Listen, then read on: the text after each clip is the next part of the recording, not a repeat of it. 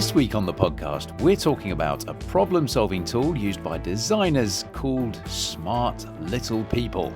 But one of the bits of philosophy was like, no one is as smart as everyone together. Right? Like you can sit at your desk banging your head against a problem, but you're much better leveraging all of the learnings and the techniques that everybody has done through history in all these different ways. And that's what this method was trying to distill. Imagine you had millions of smart little people. What would they do? They'd run into the bristles and they'd use their little hands to individually grab all the little bits and they'd take those away. Do you know who I picture when we're talking about smart little people? Have you seen Toy Story? Yes, the army. You know the little army figures where there's the sergeant who's dishing out the orders. Right, come on guys, do this. Hello and welcome to Sketchplanations, the podcast. A bright, crisp drive, exploring fanciful, gigantic hypotheses in juicy, kind, lemony morsels. Notwithstanding our podcast, quick, ready stories to unwind very well. Xylophones yearn zigzags. I'm Rob Bell. A bit crude. Don't ever forget, guru high intellect Jono Hay, knowledgeable. Let me nudge our puzzling quintessential rascal, Super Tom Pellereau. This unique visualization will extract your senses. How are you both? Confused. What? Any idea what was going on there? I was trying to think of a yes, I'm fine, thank you, beginning with an A. Yeah, no. But I couldn't. Oh, clever. It was very clever. Yeah. I've never heard anybody do that before. Well, I was trying to find a name for it because, as we know, with many of the words and kind of alphabetical antics, I've kind of seen them referred to as. You've done quite a few sketches on these things. You've done one on anadiplosis. You've done one on a capitonym. All the other ones, things, homonyms, homographs, homophones, heteronyms, all this kind of stuff. There's loads of sketches on it, but I couldn't find a name for that where you write a sentence or a phrase or a group of sentences. Successive alphabetical letters or letters of the alphabet. Yeah. Yeah, I couldn't find a name. It's because everybody has to say your senses when they get to the end of it. I did find some other examples, if you'd like to hear them. Yeah, go for it. Yeah. They do make a bit more sense than the one I did. It feels to me like what you have to do is work back from what you're going to finish your Z word with. Mm-hmm. Or Okay. Z or X. Smart. Yeah. So I found this one on, what did you say that? Quora? Yeah. Quora. This is by a chap called Ken Saladin.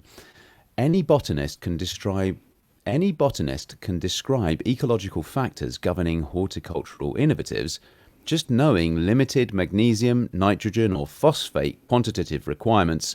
Some thoroughly understand. Very wild xerophytic yellow zinnias. Wow. Very clever. Yeah. Not very practical, but very clever. And another one that I quite liked was on the fountainpennetwork.com by someone called Jar. Again, the subject of this is, I think, defined by a word later on. A besotted camel departed early Friday going home. I just kept laughing merrily, noting one person quickly responded, "See that undulating, voyaging wasteland Zebek yonder zooms." And I'm assuming Zebek with an X is maybe a collective word for animals like camels. I don't know. It's actually something, I don't know.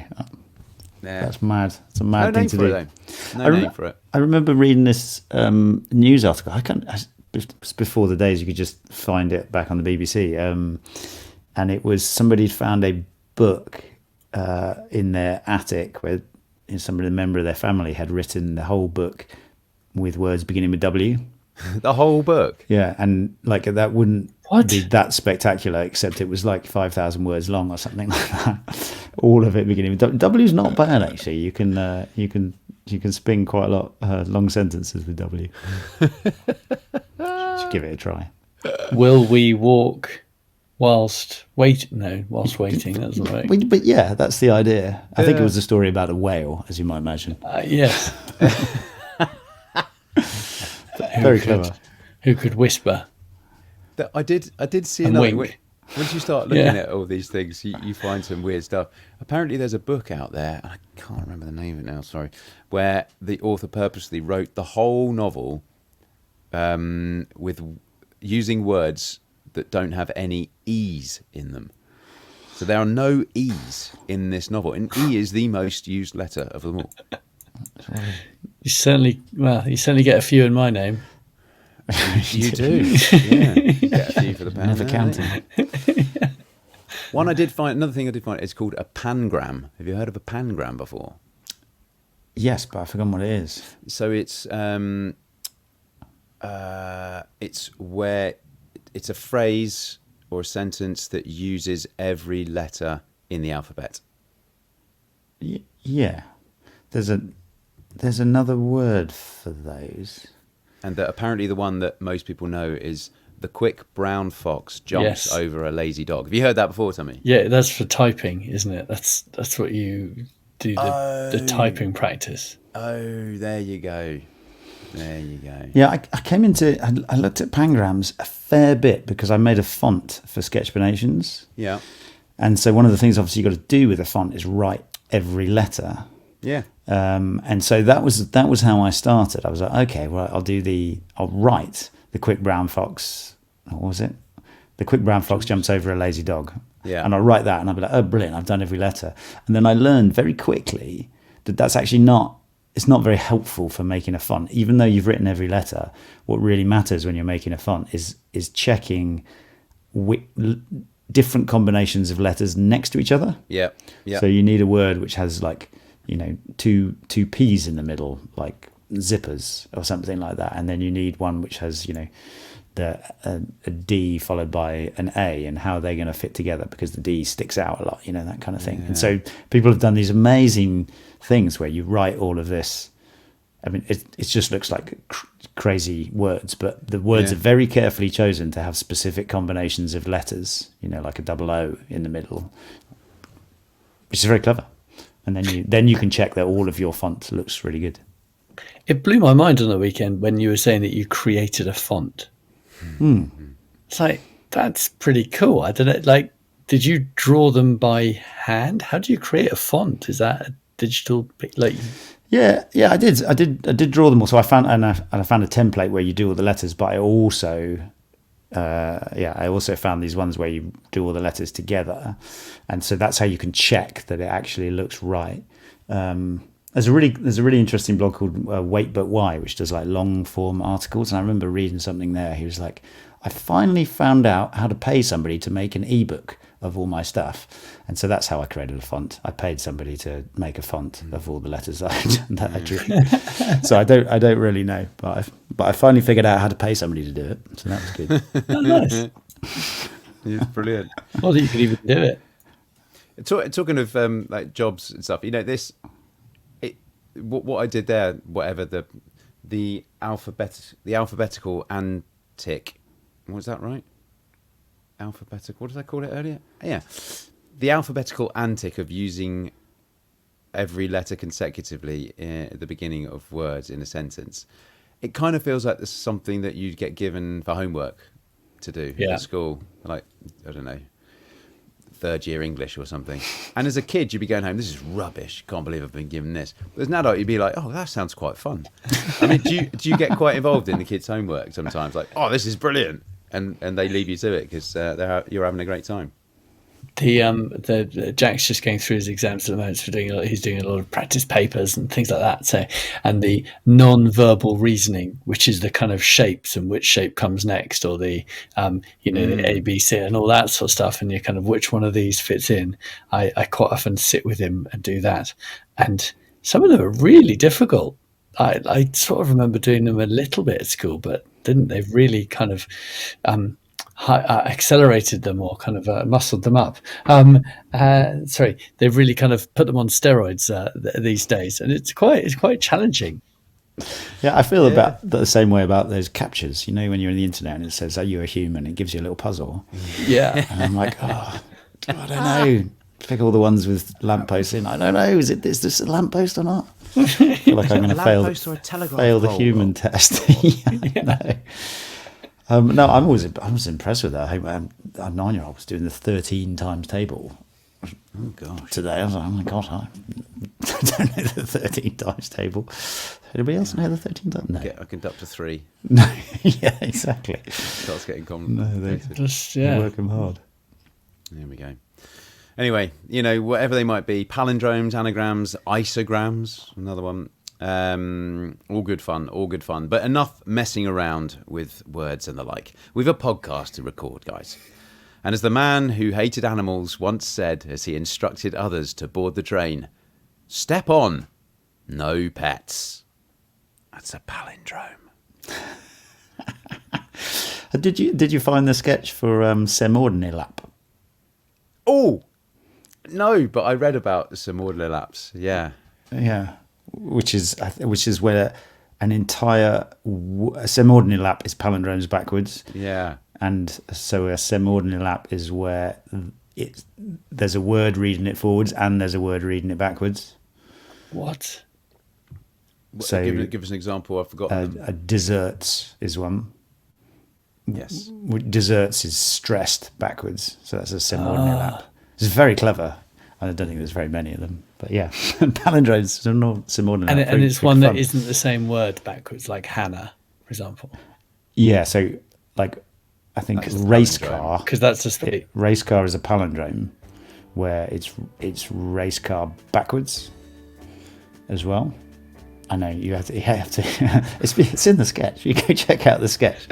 So that's a palindrome, but when it changes word front to back, there that's a Sem Ordinilap, which is a cool one I learned. It's good. So many. Right, let's crack on.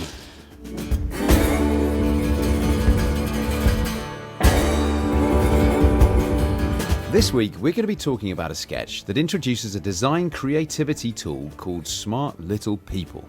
It's part of a suite of creativity tools for solving problems using a method called TRIZ. And this tool, Smart Little People, helps designers to overcome obstacles by imagining a team of tiny people all working together doing jobs that could then ultimately be replaced by materials or software or mechanical systems, whatever. Now, if, like me, very little of this seems familiar, then don't worry, because in Tom and Jono, who are both professional and well-experienced designers, we have a couple of experts who can tell us everything we need to know about TRIZ and about the Smart Little People too. Now, you should be able to see Jono's sketch for this on your screen now, but if not, just follow the link in the podcast description. And before we go deep in on TRIZ, a little reminder that we'll be going through your correspondence from the last week at the very end of this podcast. And if you'd like to send us a note, and you'd be very welcome to, you can email us.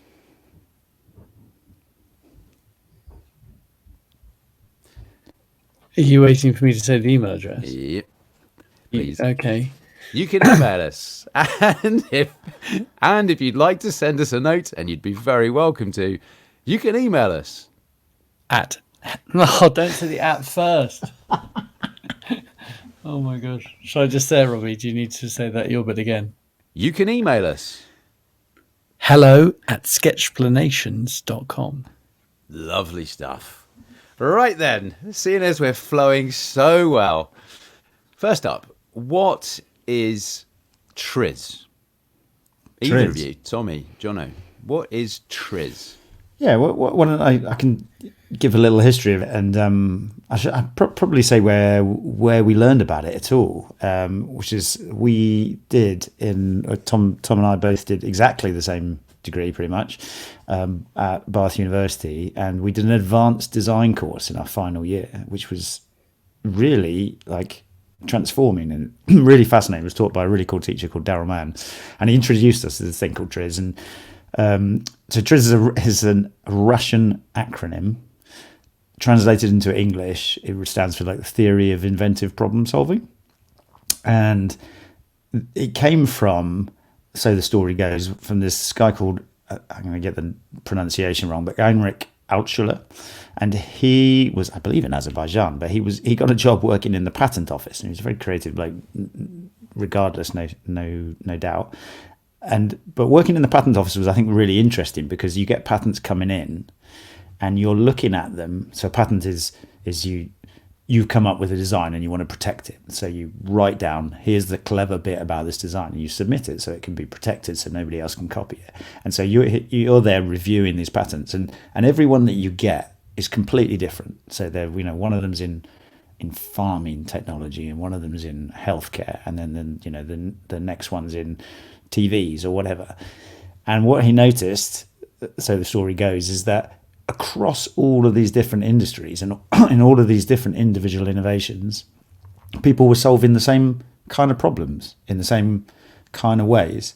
And a few different things came out of that. Some is that technology evolved in similar ways across these different industries. And actually, like if you were in farming tech, well, maybe like TVs is way ahead, and you could actually just borrow some of the ways that the TV technologies evolved and put them in farming.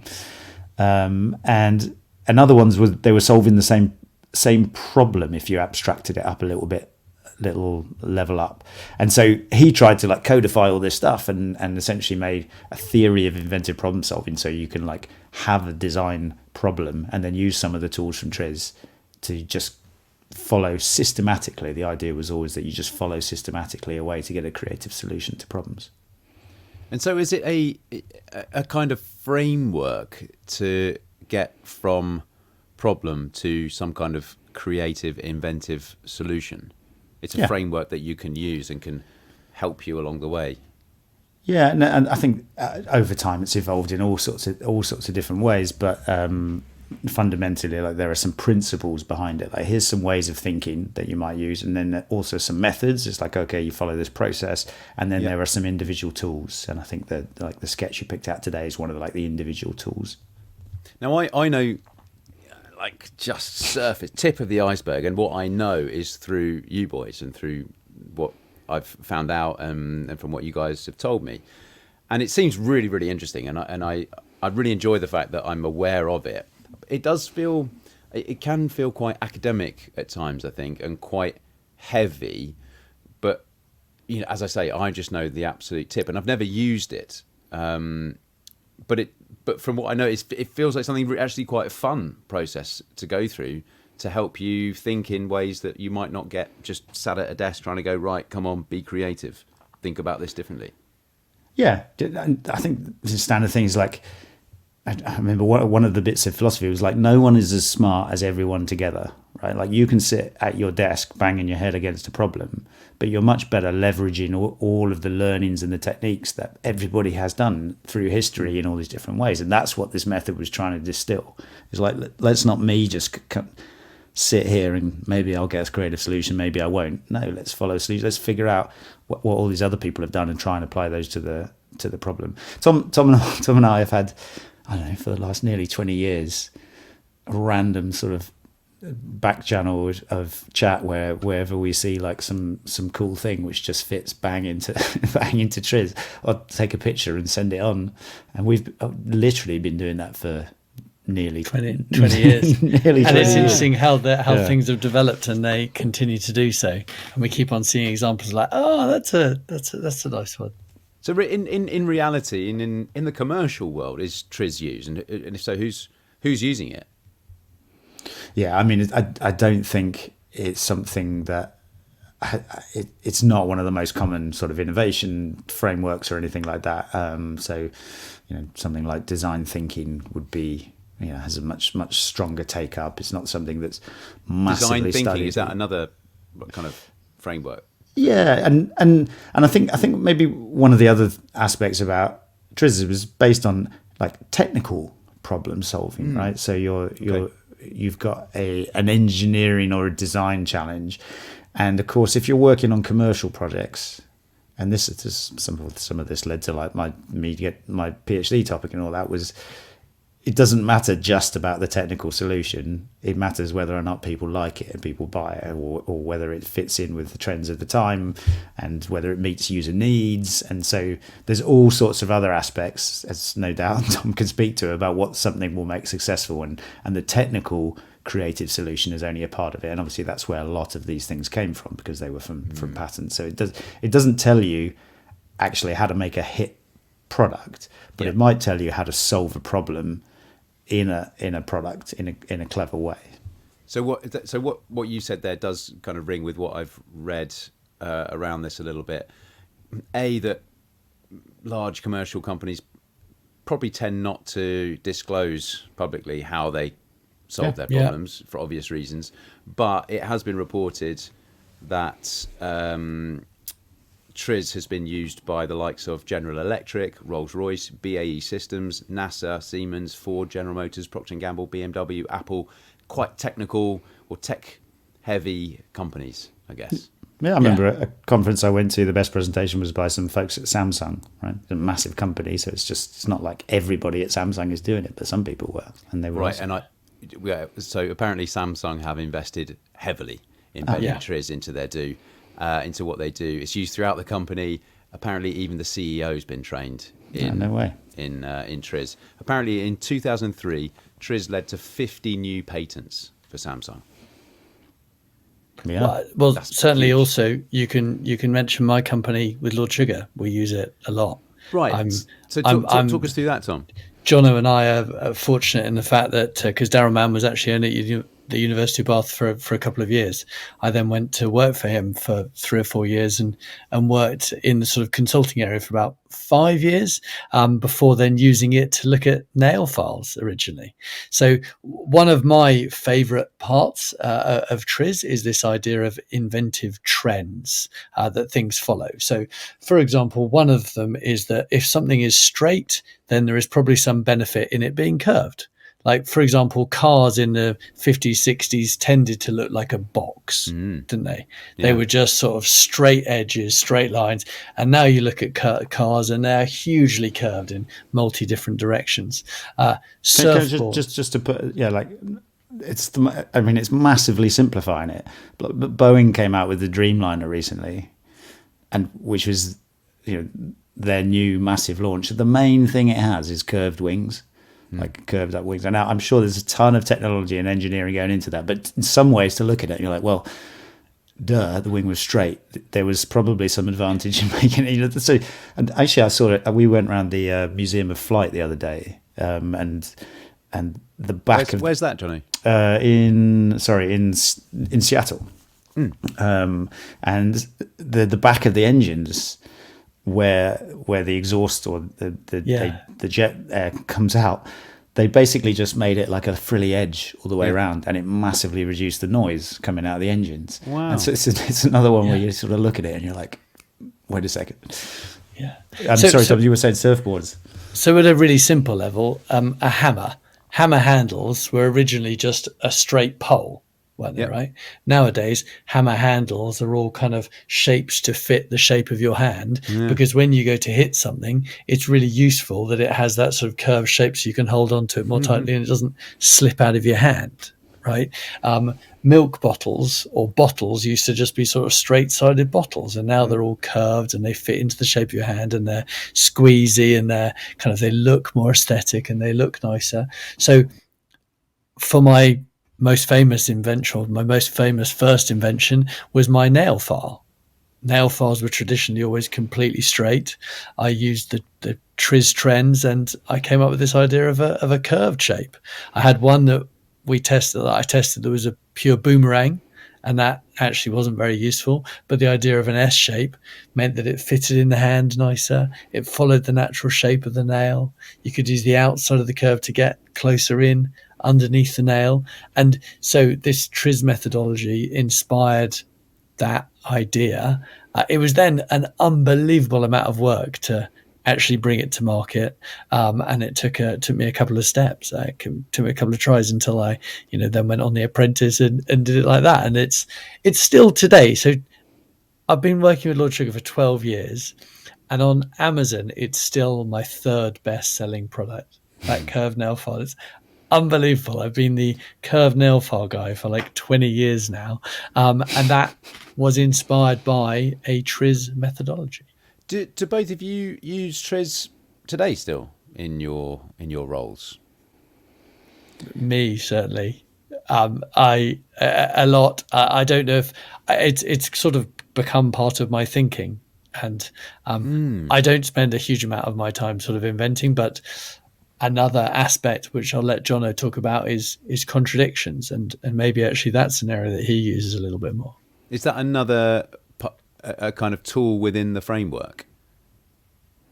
So contradictions is one of the sort of fundamental problem-solving methods within TRIZ, and it essentially says, which makes a ton of sense when you think about it. Like if you want something to be smaller, let's say, like what's stopping you make it smaller? Something is stopping you making something smaller. So if you want it small enough to fit in your pocket, okay, well it's too long, it's too hard, it's too firm, like it's not flexible.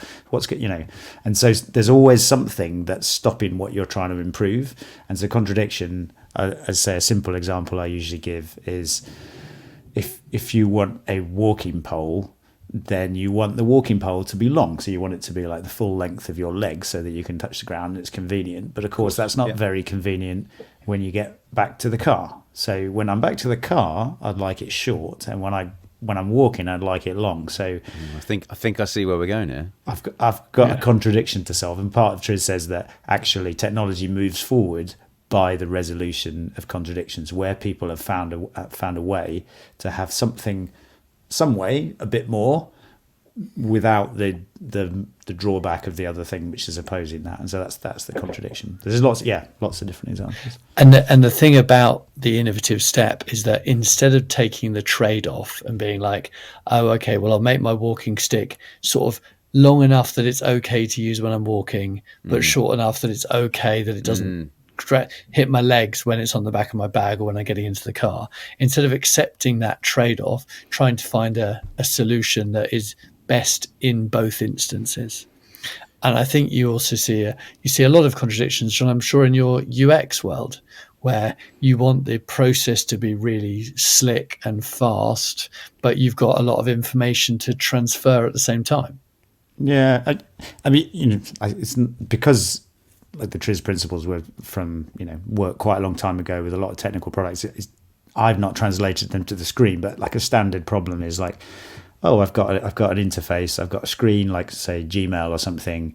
There's a lot of potential actions you could do, but if I put all the buttons up, then the screen gets really cluttered and then I can't see what's going on. So how am I going to have those actions available, but only when you need them? And so then, oh, well, the button's going to be available once I've clicked on a message, it's going to appear over here. And so that's like one small example of like solving a contradiction from a user interface point of view. I mean, it's not like I sit down and go, oh, let's solve this through TRIZ, but I think anywhere on the web you're finding that kind of thing. Like, do you know at the bottom of a Mac with all of the programs, so in the program bar, they're small, and they had a thing, right, which is you move the mouse towards it and they get bigger as you get close to it, right? So that it's easy. I want it to be small so it doesn't take up space, but I want it to be big so it's easy to select.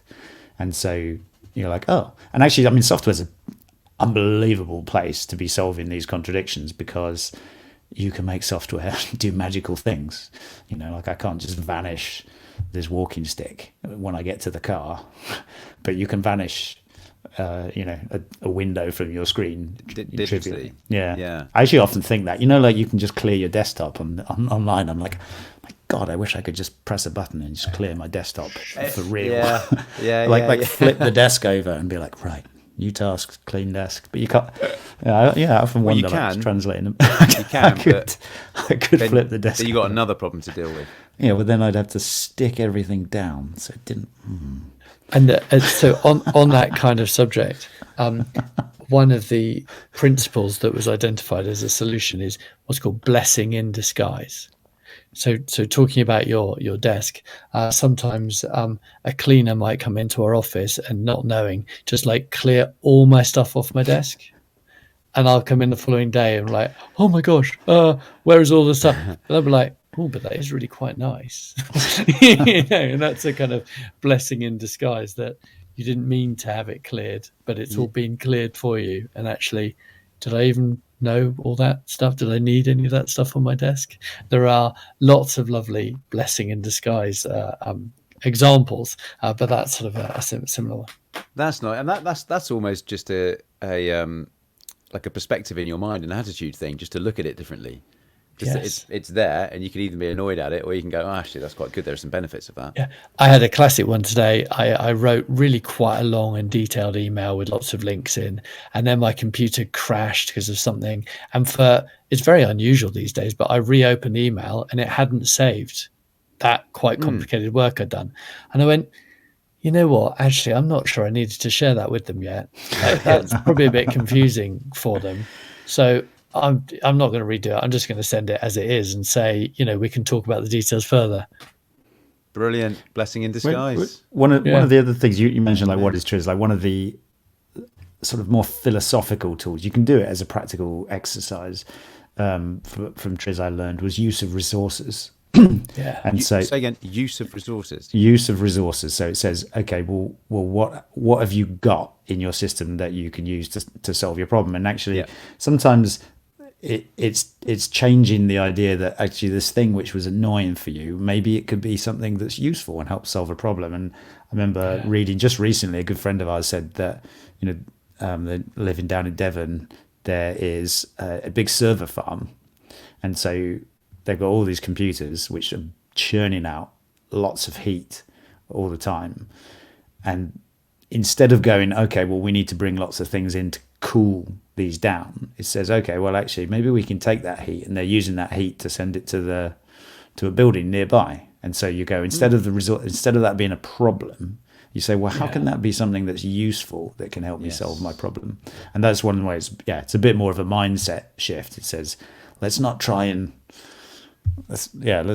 be really blunt here and chop everything away. Well, let's just go, well, maybe this could be a benefit to me.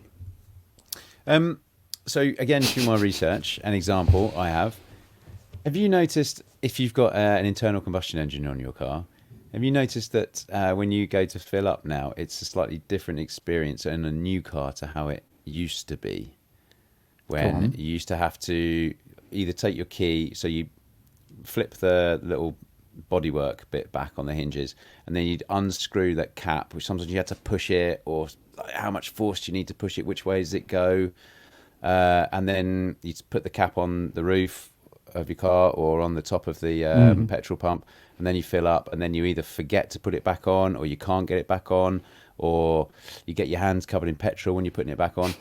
Apparently TRIZ was used for the solution which you see on most cars now, where you haven't got the cap that you have to take off anymore. It's a spring-loaded flap on the fill nozzle from the underside. But I mean, that's the thing with like creative solutions. When like as soon as you hear them, you're like, yeah, well, of course. You're like, why wouldn't you do that? Yeah, and yet people were making cars, for 100 years without finding that solution. The example in Devon you're talking about there, using the heat from a server farm to actually using that heat rather than just dispelling it and then actually probably using more energy to cool the servers down. Do you think TRIZ would be a useful tool to help climate solutions more generally, help find more climate solutions? Most definitely, and I'm sure those that are involved are using TRIZ along with other tools. There are many innovation tools out there and frameworks. From your sort of brainstorming to your De Bono 6 hats to your, as Jono just mentioned. And ways of thinking, and then very creative people who are also sort of very observant and follow through a process. Jono and I were fortunate enough to learn about TRIZ, and I personally think it's incredibly powerful. I do really struggle to explain it though, or because it can become a bit too baffling, and it's especially useful in kind of technical situations. But the trends and the innovation principles are everywhere and are very useful to consider in different ways. Well, let's get on to the sketch, the principal sketch at least, which is a bit of a different format this week, listeners. But I felt it's quite important to talk about TRIZ and understand that before we get into one of these talks. By the way, has Bono really only got 6 hats? So the sketch, joke. yeah, it's awful. It was. So the sketch that is the principal sketch that you should be able to see on your screens is called "Smart Little People," as I said at the beginning of the pod here. So talk to me a little bit about this "Smart Little People" tool, because the reason I wanted to do it from the podcast is because it sounds really fun, and it's a really fun little thing to visualize. You're just dropping in this little army of guys that, right, guys, get to it, fix it. Yeah, I think. Well, let me just see. I'll explain what the sketch is. So it was just a problem-solving tool, smart little people, and the example I gave. Well, it says, if your system was made of smart little people, how would they solve the problem? And I was trying to give this example of blood clotting, because I remember this from my GCSE biology, which was the way these essentially like strands form over the top of a cut. And it's the strand's almost like a little net that starts to stop the blood hitting it, and obviously it clots and congeals and things as well. But first of all, you just stop you holding a net going through. So I've got a little picture of these little people on either side of a gap pulling something across, and it was meant to be stopping all my little platelets escaping, because I've just cut myself. But I think like one of the fundamental things is, and why smart little people is quite fun, is most things that we interact with are pretty dumb. As I say, they're not like software, like they don't do anything special. They're just a surface. And so it sort of encourages you to go, well, actually, maybe we can make this more intelligent. Maybe we can make this place smarter. Perhaps it needs to protect against heat, or maybe it needs to stick together. And instead of it being like just a dumb surface, what would smart little people encourages you to go, well, maybe this could be quite intelligent, and you could be solving the problem right down at a teeny little level. It's one of the it's a nice phrase actually, psychological inertia tools from that we learned from TRIZ, and I think the synectics problem solving method has something a bit similar. And psychological inertia is a standard sort of thing. Is people get stuck, and there's some really fun experiments around this. But people get stuck thinking about the problem the same way, and as you say, you're banging your head, and I can't see another way in. And then this is one of the tools to give you a different way of looking at the problem, to maybe spark some new ideas. So I've got a lovely example of this, which might be helpful as well. Okay, so paint us a picture. Cleaning a makeup brush, right? For hundreds of years, people have been cleaning their makeup brushes, or cleaning any kind of brushes, by putting it in water, dabbing it out, getting their fingers inside, trying to open the bristles up, trying to like flick around, then getting towel and doing that. Okay, so then you kind of go, well, imagine you had millions of smart little people. What would they do? They'd run into the bristles, and they'd use their little hands to individually grab all the little bits, and they'd take those away, right? And they'd open all the bristles up so you could get right into each different bristle. So a makeup brush has got thousands of bristles in there. And so you'd send your thousands or maybe millions of smart little people in, and they'd open up the bristles, and they'd use their little hands to pull it around. So I'm thinking, right, a makeup brush, your ideal is that you'd send these people in and they do all that little force. Right, well, I don't have little people. So is there another way that I can apply force only to the mug? And how can I open up all the bristles? And actually, in that instance, I happened to have a nail drill beside me, because I was looking into, this is a motor that spins. I was like, what if I use that to spin the makeup brush? And what that does is it spins the makeup brush on its axis, and then all that makeup and dirt is acted upon by centrifugal force, which is just like millions of little people going in there to pull the stuff out. And also, every single bristle in itself is spun outwards by the centrifugal force, as if you've got lots of smart little people fanning the brush out for you. Nice. So the spinning effect is doing both things that the smart little people would do for you, which is one, opening up all the bristles, and secondly, just taking all the muck, all the dirt, all the bacteria off all those individual ones. And I can't believe that no one had ever thought of doing that before. And possibly it's because of smart little people that made me think, and it was definitely because of use of resources or serendipity, and it was probably a lot to do with serendipity that I had this thing next to me, and I got some sellotape and I put it all together and was like, oh my gosh, this works. And then the blessing in disguise, the amazing thing, was then when I lifted the brush up out of the liquid, it sprayed all over me, kind of thing, but it sprayed everything off, and it's like, oh my gosh. And it turned out that actually for people, drying of a makeup brush was actually more important or more difficult than cleaning it in the first place. So it's a combination of loads of things, but it's a very nice framework tool or psychological tool, or, you know, and created something that we've now sold millions of. And you used Smart Little People when you invented that, did you? In your mind, along with other tools. You know, one of the TRIZ principles is, you know, spinning something or using another dimension.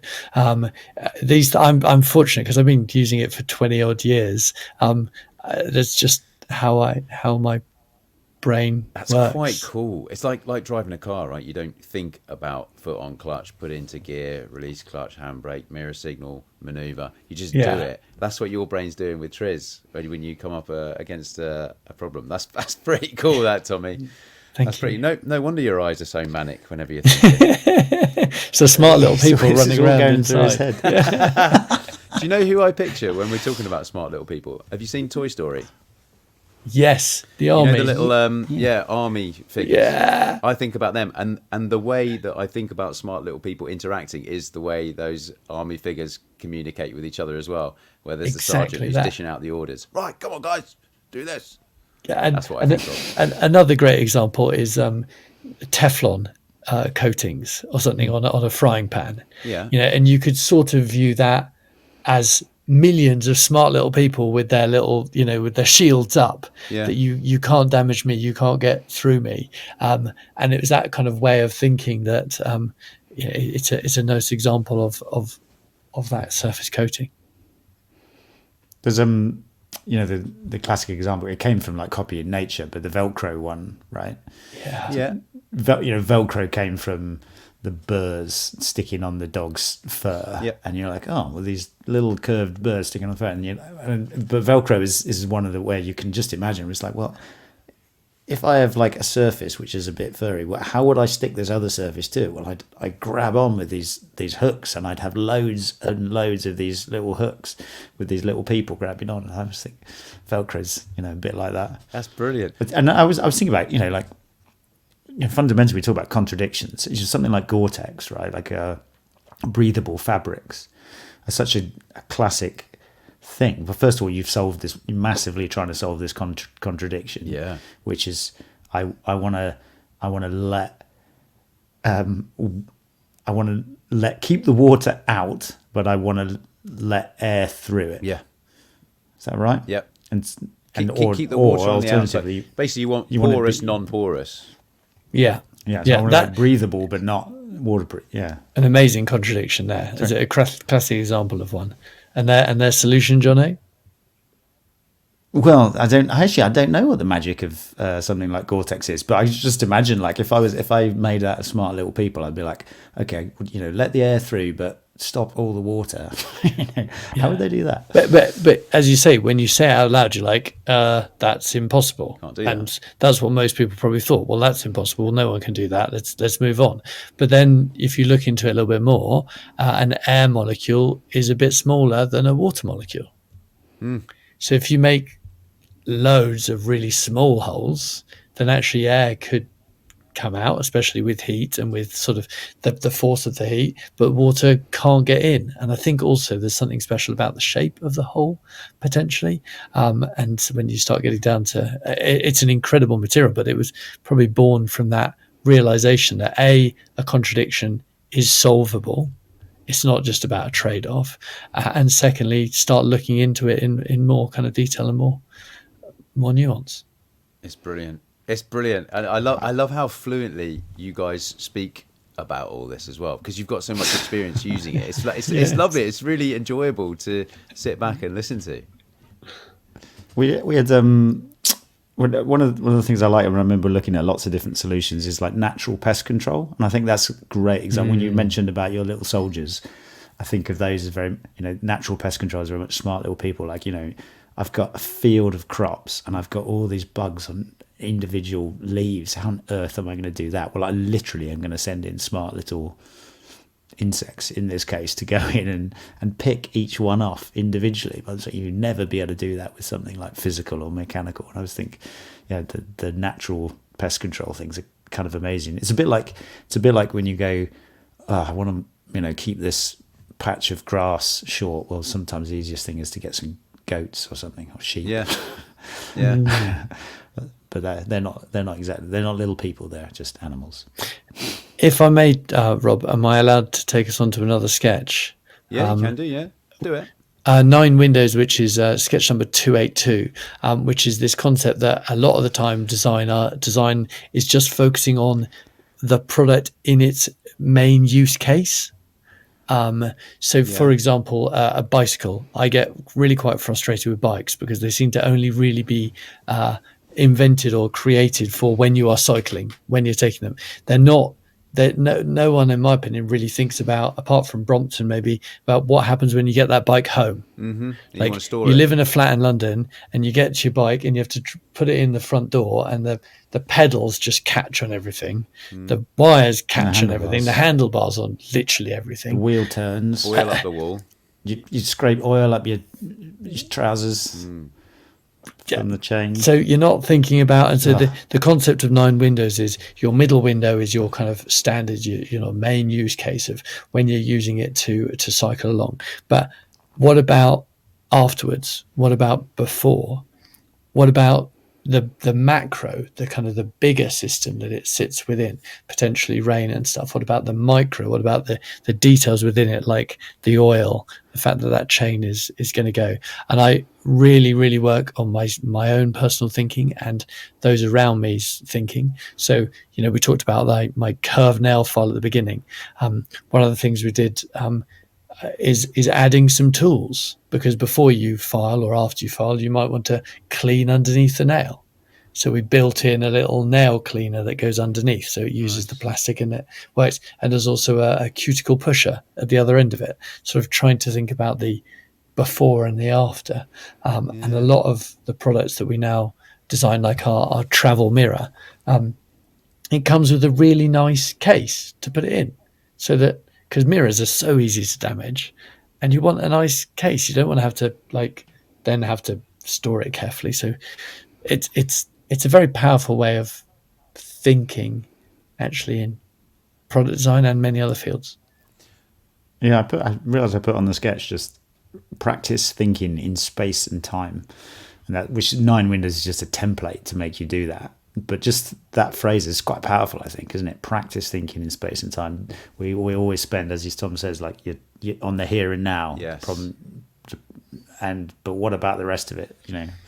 I think that's really cool. I think to think of the space and time, I always want to say the space-time continuum from Back to the Future when I say that. But to think about space and time collectively, rather than as two separate entities, because a lot of the time, if you've got a problem, it will be defined by.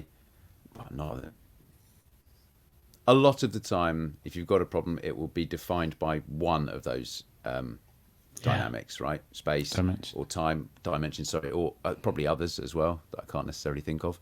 So it's very easy to just think in that one dimension. All right, I'm late. I haven't got enough time to do all of this. But then there's the space aspect as well. I don't quite know how I'd apply that to not being late for trains, but Tom's thinking now, so his eyes go up. Yeah, this is it. This is where you got to practice thinking about it. Like maybe it's okay if you miss the odd train if you make 99 of them. One way of making sure you try and meet your trains is to do certain things before. Like if you know you're always going to run late, right, and you know that when you're running late, you probably forget where your keys are and where your phone are, and you have to rush back in because you've forgotten something. It's like, okay, I don't need to be at that train until 8:15, but the night before, I'm going to put my keys and my stuff that I need in the right place by the door, maybe, so that when I am late rushing down, I at least know where they are and I save myself a couple of minutes. So it's what could you do before? Oh, I see. Yeah. With the 9 windows approach. Yeah. If I'm thinking about space and time, though, the time, I keep it sure, that's my problem. Space, just build a train station closer to my house. Yeah. That's my ideal solution. Move closer. There you go. So you probably got a few contradictions there, as well as issues with neighbours maybe or something like that. Well, I'll tap into TRIZ and we can solve it collectively as a neighbourhood. Wow. I think is there neighbourhood community TRIZ? Or, for example, if you are always late because you need to do something else, you could try and do that whilst you're on your way there. Or you could leave earlier and have your cup of coffee at the train station. We've covered all these before, haven't we? Yeah. About 6 different things. Have you noticed how Tom is well practiced? He's well practiced in thinking in space and time now. Boys, brilliant. I think I'm going to leave it there on TRIZ and Smart Little People, unless there's any burning benefits of it that you'd like to tell us about, either TRIZ or Smart Little People. I don't know if you noticed, but we could literally talk about this for hours, and we could take individual tools. We could go. You should go to an outdoor store. I think the clearest example of a lot of the TRIZ stuff is like outdoors equipment. Brilliant. Because in outdoor equipment, the performance and the constraints are so key that if you've got an ice axe, it's not okay to have just like a cool looking ice axe. No, it needs to do the job as well as an ice axe can do when you're on a mountain. And so that's a great place to look at all of these inventive principles being applied. But we could talk about them for hours. So it's brilliant. And I think Jono, am I right in saying that you've probably got a few sketches on some different TRIZ tools, not just the Smart Little People, and 9 Windows. Is 9 Windows one of the sketches? Yeah, I think I've got at least 4 other sketches from TRIZ tools. Yeah, well, if anyone's interested, I will pop them up in the podcast description. I will pop links to those in the podcast description, so you can check those out as well. But as I said, boys, it's really enjoyable for me listening to you guys talk in detail about this stuff. That's obviously really important to you, something that you both have a real passion for. It's great. It's lovely. You guys could talk about it. I could listen to you guys talking about it all day. Thank you very much. Thank you very much, guys. Yeah, what we really need to do is use them to solve some problems. That's what we should do. Yeah. Thank you all very much for listening. And if there's one of Jono's sketches up at sketchplanations.com that you'd like us to cover that we haven't yet, then let us know. I mean, what is it? There's 16 episodes in series 1, and we're already well on our way in series 2. But there's loads up there, hundreds, literally hundreds. So if you'd like us to cover one, ping it over to us. We'll be back in just a moment, though, to go through the post bag from last week. But for now, thanks again for listening. Go well, stay well. Goodbye. Bye. Thanks, everyone.